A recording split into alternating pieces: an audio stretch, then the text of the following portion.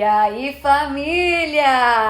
The Last of Us, a série, vem aí e eu tô aqui pra te dizer que é oficial. O hype é real e se rimou é verdade. Então sejam bem-vindos a um vídeo que vai te deixar preparado para assistir essa série com todas as informações e referências que você precisa saber vindas do jogo. E também as novidades da série, que são legais. Pra quem não me conhece, meu nome é Ana XD, sou a apresentadora e game influencer de esportes e cultura pop pra quem quer conhecer e se divertir, e através deste canal no YouTube, eu te apresento o mundo gamer com vídeos que trazem informações dos principais títulos do nosso meio. Quer saber mais sobre tudo isso? Então já se inscreve no canal, deixa o seu like aí no vídeo e bora!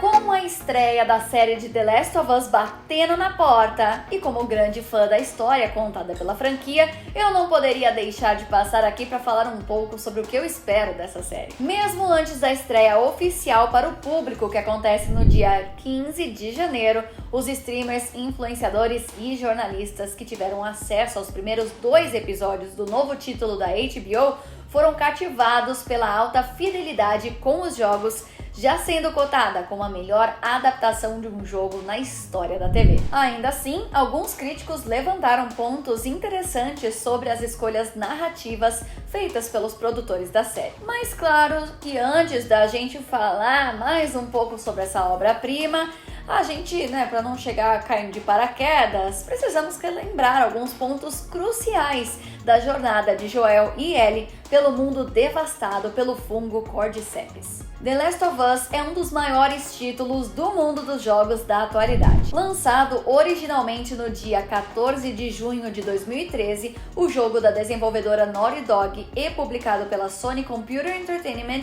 foi um exclusivo da Sony por muitos anos. Já nas 3 primeiras semanas após seu lançamento, o The Last of Us quebrou recordes de venda e nos meses seguintes se consolidou como título aclamado pela comunidade, que foi encantada pela ambientação pós-apocalíptica, pela direção de arte, pela trilha sonora e, é claro, pela história. The Last of Us se passa em um cenário de desolação total após uma pandemia global que devastou a humanidade ao transformar a maioria da população em mortos-vivos. Falando assim, até parece mais um clichê de apocalipse zumbi, mas na verdade The Last of Us conta com uma série de recursos narrativos que diferenciam a história de todas as outras já contadas. Para começar com a própria origem da infecção. O fungo Cordyceps é baseado em um fungo existente da natureza chamado Ophiocordyceps sinensis, que atua em insetos menores na zumbificação do hospedeiro para a obtenção de energia. Em The Last of Us, o Cordyceps foi completamente responsável por quase aniquilar a humanidade. Nos primeiros momentos de jogo, experimentamos o marco zero da infecção, quando o caos começa a se instalar na sociedade e coloca um dos personagens principais do jogo, o Joel, em uma fuga por abrigo junto de sua filha Sarah e de seu irmão Tommy. Após a morte de Sarah, logo nos primeiros minutos de gameplay, o jogo avança 20 anos no tempo para uma sociedade completamente fragilizada pelo caos instaurado pelo fungo Cordyceps, regida por facções locais que possuem, além de seus próprios interesses, relações bem distintas entre si. A principal delas é a FEDRA, ou Federal Disaster Response Agency. Seria tipo um resquício do governo norte-americano que durante o surto foi o órgão responsável para lidar com a crise sanitária. Aí a outra facção que se mostra presente logo no começo do jogo são os rebeldes vagalumes, um grupo de resistência armada que busca viver longe do controle da FEDRA. E, pelo menos no que foi mostrado no primeiro game, era uma facção bem estruturada e com tantos recursos quanto a FEDRA. Além dessas duas principais facções de maior logística estrutural, o primeiro jogo traz ainda outros grupos de sobreviventes que tentam emboscar viajantes, no melhor dos casos. A premissa narrativa do jogo não fica clara até que Joel, 20 anos após a morte de sua filha, aceita um contrato para levar Ellie, uma menina imune ao Cordyceps, até os vagalumes para que eles possam tentar desenvolver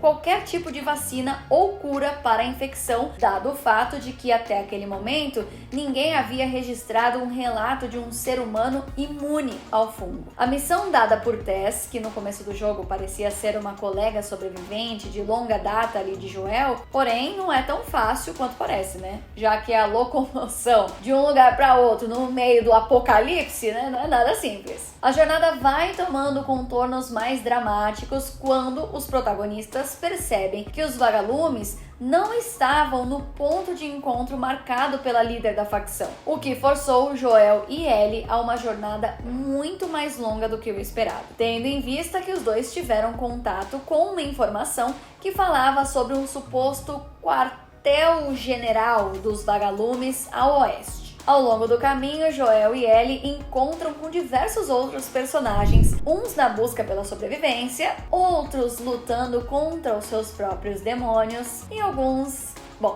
vamos dizer, né, que muita gente pelo caminho não tinha o coração tão nobre assim. O foco da história, apesar de todos os elementos únicos do jogo, é na relação de Ellie com Joel, que vai aos poucos sendo cativado pelo jeito curioso e ávido da menina, enquanto nutre um inevitável sentimento de paternidade frente a todos os desafios que os dois enfrentam juntos ao longo da jornada. Ela, por outro lado, passa a ver o mercenário como uma figura paterna, tanto de sabedoria como de autoridade. A linha do tempo do jogo é baseado nas estações do ano, inclusive é algo que nos diz que a primeira temporada da série vai trazer todas as partes do primeiro game, já que é possível reparar algumas cenas gravadas na neve. Mas a gente vai falar um pouco mais disso mais pra frente. Se você não conhece o fim do primeiro jogo, saiba que aqui nós temos um dos maiores plot twists dos jogos contemporâneos. Os dois protagonistas conseguem chegar até os vagalumes, mas para que eles conseguissem desenvolver uma vacina, eles precisariam matar a Ellie para fazer a engenharia reversa do fungo que havia se alojado no cérebro dela, já que ela era assintomática e não completamente imune. É claro que depois de um jogo inteiro, de diversos desafios atravessados juntos, o Joel não permitiu que isso acontecesse e acabou assassinando todos os vagalumes no local de pesquisa, dando fim a maior esperança da humanidade para desenvolver uma vacina para o Cordyceps. Como eu falei, o jogo foi lançado em 2013 e desde então entrou de vez para a prateleira dos maiores jogos da história. Ao todo foram mais de 240 prêmios de jogo do ano só no primeiro título. Frente ao grande sucesso, a equipe da Naughty Dog se viu diante de uma encruzilhada: lançar outro jogo que continuasse a história, ou manter o título como uma peça única e imortalizar a história contada neste. Em dezembro de 2016, na conferência de imprensa da PlayStation Experience, a desenvolvedora anunciou a sequência da franquia, The Last of Us Parte 2, que seguiria a história 5 anos após os eventos ocorridos no primeiro jogo. É muito provável que a série vá focar apenas neste primeiro game, mas, ela está prevista para 3 temporadas. E aí, eu não acho coincidência, Com o fim do segundo jogo sugerindo uma parte 3 e, do outro lado, a série prevista para 3 temporadas, eu já tô jogando no ar que cada temporada vai contar a história de um dos jogos. Agora que a gente deu essa breve relembrada no jogo, vamos falar da série. Inicialmente, o projeto foi pensado para ser desenvolvido em formato de filme, com Sam Raimi envolvido nas discussões. Mas, devido a complicações na produção, especificamente no que diz respeito às visões conflituosas da Sony e do roteirista da Naughty Dog, o modelo cinematográfico acabou sendo absorvido pela HBO em um formato serializado. O anúncio oficial da série foi feito pela Sony em março de 2020. Uma das grandes expectativas para a série The Last of Us gira em torno da performance dos atores selecionados para o cast. casting. A maior parte dos atores da série foram escolhidos direto do nicho de séries de TV, com a grande maioria dos selecionados contando com bastante experiência em produções serializadas desse tipo, com Bella Ramsey e Pedro Pascal interpretando Ellie e Joel. Inclusive, é até interessante ressaltar que quando o casting da série saiu, algumas pessoas reclamaram que a Bella, conhecida por seu papel na série Game of Thrones, não se parecia muito com a Ellie do jogo, mas aparentemente a diferença física entre as duas não impediu que Bella entregasse tudo que era esperado e um pouco mais. Na verdade, um dos pontos mais comentados pelos críticos que tiveram acesso aos episódios iniciais antes de todo mundo é justamente esse destaque para a performance da atriz que interpreta a Ellie. Nos trailers, podemos ver que vamos ter pelo menos uma personagem que não está no jogo, Catelyn, interpretada por Melanie Lynskey. Ela é uma figura criada apenas para compor a narrativa da série, sem ter aparecido em nenhum dos 2 jogos lançados até aqui. Pelo que tudo indica, Catelyn será uma líder de um movimento revolucionário que atua em Kansas City, localização que também não aparece no jogo em nenhum momento. Alguns dos artistas, assim como o diretor da série Craig Mazin e o roteirista da Naughty Dog Neil Druckmann, que trabalhou em conjunto com a equipe de produção, estiveram presentes aqui no Brasil na última Comic Con Experience em São Paulo e deram entrevista para o pessoal do Omelete. O Gabriel Luna, por exemplo, revelou ter jogado os 2 jogos um atrás do outro para se preparar para as filmagens. Pedro e Bella falaram sobre a progressão do seu relacionamento conforme o avanço das filmagens, que no começo eram bem tímidos, mas que depois acabaram fortalecendo uma relação que eventualmente criou um carinho e uma proteção mútua. Bella, de 19 anos, disse até que se sentia responsável por proteger o Pedro Pascal. A Merle Dandridge, que interpreta a Marlene tanto no jogo como na série, falou sobre a honra de estar representando a personagem em todas as frentes e agradeceu imensamente aos fãs da franquia. Nem preciso dizer, né, que a reação do público presente na CCXP foi ir à loucura com a presença dos ídolos. O diretor do programa disse que seu trabalho era, com a ajuda de Neil, criar uma história que encontrasse um equilíbrio entre um jogo e uma série. Craig reafirmou sua paixão pela franquia e se colocou no mesmo lugar dos fãs de The Last of Us presentes na CCXP e prometeu que todo mundo que assistisse a série encontraria os mesmos elementos que cativaram o público e muitos dos elementos que fizeram as pessoas se apaixonar pela história. Já o Neil, roteirista das 2 partes do The Last of Us, disse se sentir sortudo em dobro, já que na primeira vez ele teve a honra de contar com Troy Baker e Ashley Johnson na interpretação dos personagens que ele criou, e agora na série ele tem outras 2 grandes estrelas. Ele se disse muito ansioso para que todo mundo veja o que eles entregaram na série e reafirma que os atores honraram o que o jogo fez pela comunidade. Pode deixar que domingo a gente descobre. Foram lançados 2 trailers ao todo, um há uns 3 meses e outro há umas poucas semanas do lançamento. No primeiro, o foco do teaser parecia ser os elementos mais gráficos, a ambientação dos cenários e dos personagens, mostrando mais qual que seria meio que a pegada visual e os caminhos escolhidos pela equipe de produção. Já no segundo trailer, pelo menos eu senti que a Sony queria instigar a comunidade com as tramas que a gente vai ver na série. Foram, mais diálogos e interações que nos permitem sentir um pouco de cada personagem, dando indícios ali de quais núcleos serão trabalhados. Então vamos dar uma olhadinha nos easter eggs, referências e novidades nos trailers. Logo no começo já temos uma grande referência. A música que toca de trilha sonora no vídeo Alone and Forsaken, de Hank Williams, é a mesma que toca durante a cena do jogo em que Joel e Ellie estão viajando de carro com ela cochilando.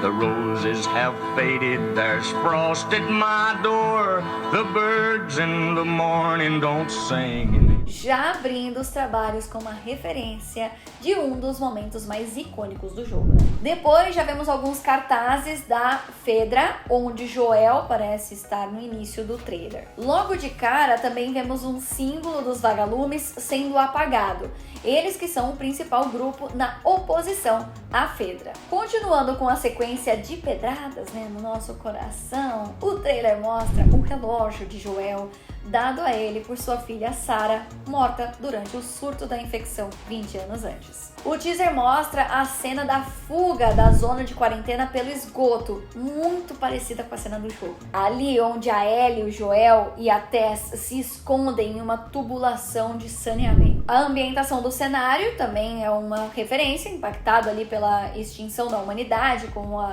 vegetação invadindo as cidades, os prédios derrubados. E aí também ficou muito parecida com a do jogo. E claro que no primeiro trailer a gente também tem um primeiro contato com os visuais dos infectados, que não deixaram nada a desejar, né? Os clickers infectados da série são exatamente iguais aos do jogo. Através do trailer conseguimos dar ainda mais credibilidade à teoria de que a primeira temporada abordará todos os eventos do primeiro jogo, já que vimos nas duas peças lançadas cenas gravadas na neve, que se assemelham muito ao último terço do jogo, quando encontramos os caçadores no inverno. Uma coisa que eu achei muito interessante é que a série também vai falar da história contada na DLC do primeiro jogo, chamada Left Behind. A DLC conta a história de Ellie e Riley quando ainda eram bem jovens, tentando sobreviver juntas em um shopping. Na DLC a gente descobre como a Ellie foi mordida e, consequentemente, descobriu que era imune. E como a gente tá bem perto da estreia, eu não vou dar spoiler contando o que aconteceu. Mas não foi nada legal, né? Descobrimos também que a série abordará tramas secundárias de personagens que encontramos ao longo do caminho, como Bill e a dupla de irmãos Henry e Sam, que inclusive já me dá uma tristeza só de lembrar do jogo. Também vemos em alguns momentos pequenos cortes daquele caos do início do jogo, quando o surto começa e Joel precisa levar sua filha Sarah para um lugar seguro. Agora o segundo trailer, como eu falei, veio trazendo mais cortes ali de interações entre personagens, bem como cenas que mostram a direção de cada um dos arcos. Nesse segundo, a trilha sonora do vídeo é uma versão da música Take On Me, uma outra referência, tá? Mas dessa vez ao segundo jogo, onde Ellie toca essa música no violão para Dina, personagem que se encaminhou como interesse romântico da protagonista no segundo jogo. Talking away, I don't know what I'm to say, I'll say it anyway. Today's another day to find you. O compromisso com a fidelidade é comprovado no segundo trailer, com mais cenas que mostram momentos vívidos do game, como a parte onde encontramos resquícios de sobreviventes utilizando o esgoto como moradia, cena mostrada também no trailer. E uma outra cena do jogo é a do carro militar com metralhadora montada, que inclusive é uma parte bem chatinha de passar, né? Também é nesse trailer que vemos de maneira clara as participações de Ashley Johnson e Troy Baker, os atores que interpretaram Joel e Ellie no jogo. Na série, porém, eles desempenham diferentes funções. A Ashley vai fazer o papel da mãe de Ellie, provavelmente em algum flashback, enquanto o Troy aparece no trailer caminhando junto com um grupo que parece ser o dos caçadores. Mas essa parte eu vou ter que assistir para confirmar, por enquanto é só uma suspeita. Também temos a primeira cena de Henry e Sam mostrada claramente, confirmando a presença deste arco específico na série. E assim como no primeiro, o vídeo termina com o infectado especial do jogo, o Bluter, saindo de um bueiro no chão junto com vários outros infectados normais, tudo em câmera lenta. E no fim, a música Take On Me se transforma na música tema do jogo. Eu confesso que eu fiquei arrepiada e muito ansiosa para ver a série. Ainda mais porque saíram alguns conteúdos trazendo novas informações sobre a adaptação que me deixaram ainda mais curiosa para saber como que eles vão tratar de alguns assuntos. Um dos que mais está me causando curiosidade por enquanto é uma notícia bem recente que saiu, acho que foi no último dia 9. O diretor confirmou que a infecção da série não acontecerá por esporos. No jogo, os personagens se infectam ou através das mordidas ou através da inalação dos esporos do fungo Cordyceps. Mas, segundo o diretor, para evitar o uso de máscaras de gás que esconderiam, o rosto dos atores, eles decidiram utilizar uma outra forma de contaminação, através de hastes do próprio material orgânico do fungo. Essa outra versão de infecção, inclusive, não foi inventada, tirada assim do nada não, mas sim inspirada no livro de ilustrações do jogo. Nas anotações sobre o fungo Cordyceps, o livro ilustrado traz uma forma alternativa de infecção. Até uma linha de áudio que foi removida do jogo também aborda esse tópico. E ele foi disponibilizado no Twitter pelo perfil Naughty Dog Central para ajudar os fãs a entender como que funcionaria a infecção na série. Escuta só. What are those things? The fungus. It grows these tendrils. The smallest touch and they snap back like a whip. It can break your arm.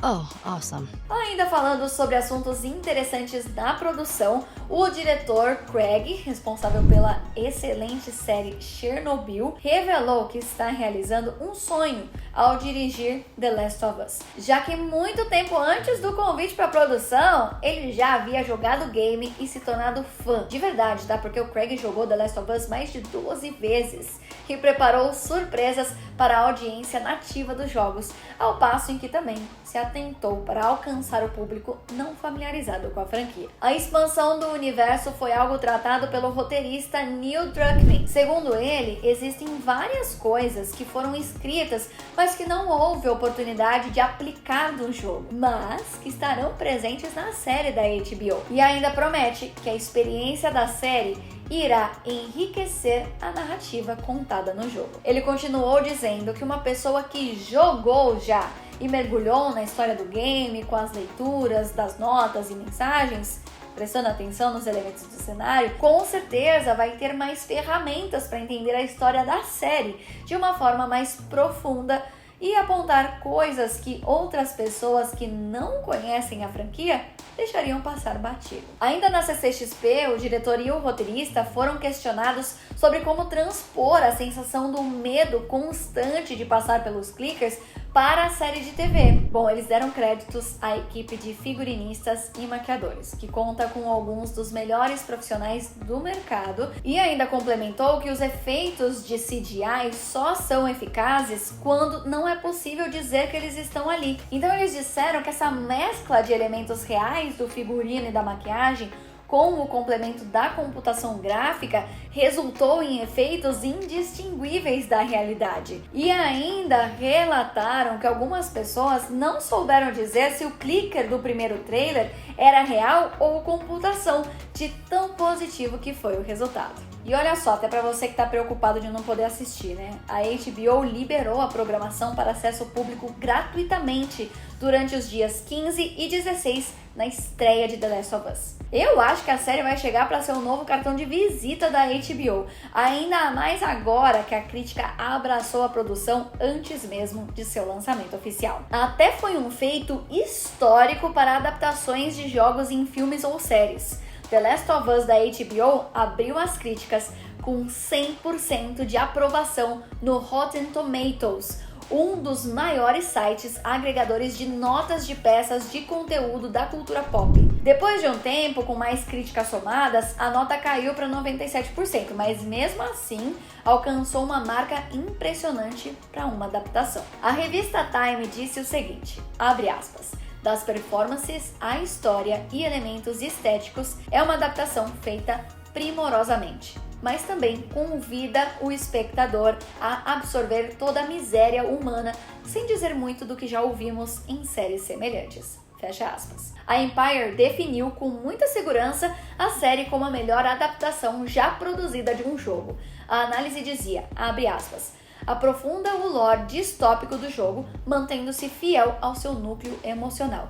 Tal qual o jogo, também é uma obra-prima. Fecha aspas. A BBC também seguiu na mesma linha. Abre aspas. Não soa nem um pouco controverso chamar esta série de a melhor adaptação de videogame já feita. Fecha aspas. Aparentemente, o objetivo de Neil e Craig de atingir tanto o público fã da franquia como os que não conhecem a história foi concluído, até porque a própria IGN US disse que, abre aspas, The Last of Us da HBO é uma adaptação impressionante que deve emocionar os novatos e enriquecer aqueles que já estão familiarizados com a jornada de Joel e Ellie. Fecha aspas. Sinceramente, eu não vejo a hora de poder assistir eu mesma e ainda vim aqui pra trazer pra vocês as minhas impressões e opiniões, tá, família? Eu tô querendo muito que chegue dia 15 e tomara que eles soltem mais de um episódio nessa estreia, porque esperar a semana toda pra ver um episódio só, isso vai ser difícil. Nossa. E aí, família, deu pra hypar? Eu tô aqui, ó, na expectativa ansiosa pra domingo, pra ver essa série que promete ser uma das melhores em 2023, mesmo estreando no primeiro mês do ano. Me diz quais são as suas expectativas para a série e se você tá vendo esse vídeo depois de já ter lançado, o que você achou até aqui? Me conta nos comentários que eu vou dar uma olhada. Se você saiu com informações novas deste vídeo, já deixa o seu like. E se quiser saber mais sobre outra adaptação de Cyberpunk, eu tenho um vídeo aqui pra você. Ou o melhor jogo do ano, Elden Ring, olha outro. Se quiser saber mais sobre mim e meu trabalho, é só me seguir nas redes sociais. AnaXD tudo junto, não tem erro. E aqui a gente se vê no próximo vídeo. Até lá!